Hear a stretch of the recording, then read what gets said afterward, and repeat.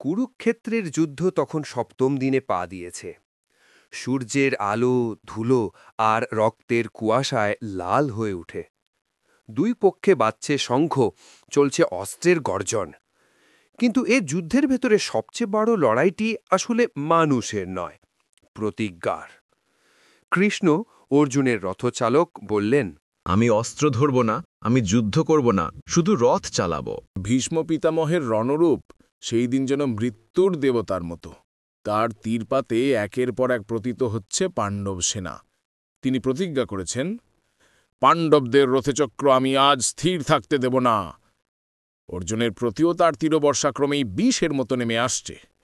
অর্জুন দক্ষ যোদ্ধা, কিন্তু গুরু ভীষ্মের সামনে সেদিন যেন কচি শিশু। রথের চারপাশে তীরের বৃষ্টে রথ কেঁপে উঠছে। অর্জুন বলেন, কৃষ্ণ, আমার হাত কাঁপছে, আমি তাকে আঘাত করতে পারছি না। কৃষ্ণের চোখ তখন ঝুলছে, কিন্তু তিনি চুপ। তিনি জানেন ভীষ্মের প্রতি অর্জুনের শ্রদ্ধা কত অটুট। কিন্তু যুদ্ধ চলছে, সেনারা মরছে, ধর্মের ভার নড়বড়ে হয়ে উঠছে। এদিকে ভীষ্ম দূর থেকে হেসে ওঠে। সেই হাসি যেন যুদ্ধক্ষেত্রের রণহুঙ্কারীর ভেতরেও ছুরি কেটে যাওয়ার শব্দের মতো।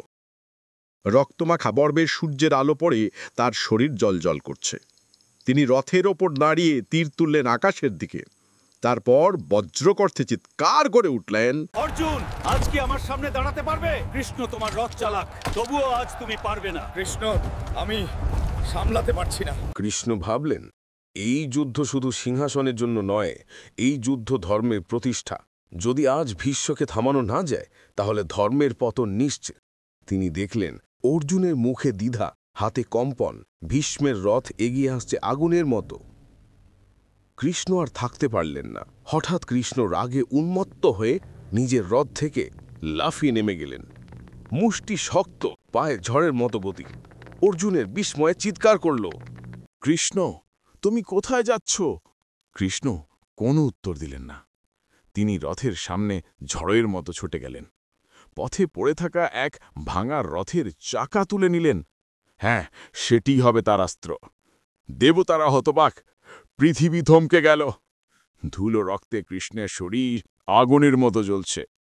তিনি সেই চাকা হাতে ভীষ্মের দিকে হাঁটছেন। এটাই সেই মুহূর্ত যখন কৃষ্ণ নিজের প্রতিজ্ঞা ভেঙেছিলেন।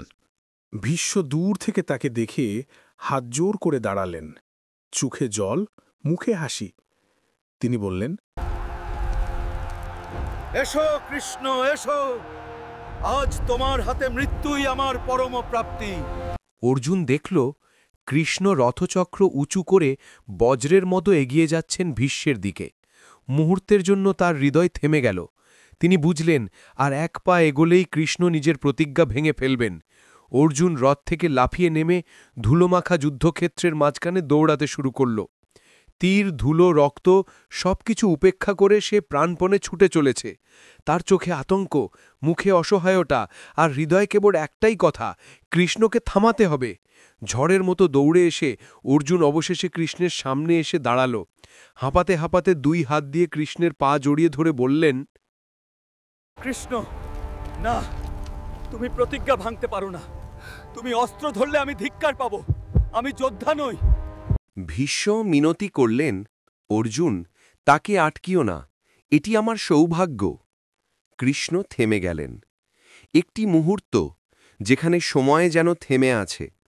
তিনি তার রোষ সামলে রথ চক্রটি ফেলে দিলেন।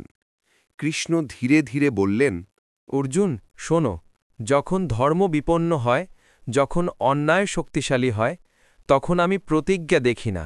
ধর্মকে রক্ষা করতে গেলে নিজের কথাও ভাঙতে হয়।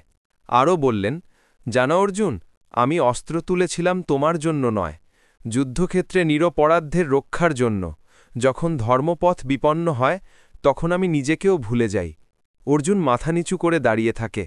ভীষ্ম চোখ ভিজিয়ে বলেন, আজ আমি দেখলাম ঈশ্বরের রূপ কেমন। শেষ কথা, কৃষ্ণের প্রতিজ্ঞা ভাঙা আসলে তার আদর্শ ভাঙা নয়, বরং ধর্মরক্ষাই কৃষ্ণের পরম লক্ষ্য।